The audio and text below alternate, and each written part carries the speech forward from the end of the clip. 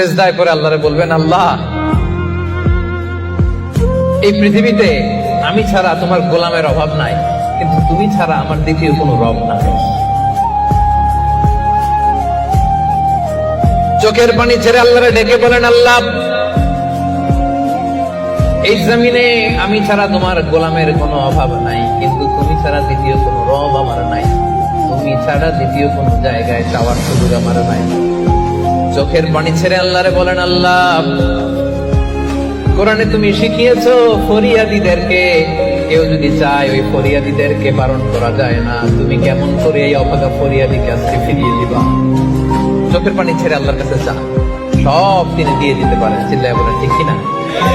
গোটা বিশ্বের সবাই আমাদের যার যা লাগবে সব যদি আল্লাহর কাছে চাই, আল্লাহ যদি সবাইকে সবকিছু দিয়ে দেয়, আল্লাহ বলে আমার ক্ষমতার 1 ইঞ্চিও কমবে না। চিল্লায় বলেন ঠিক কিনা?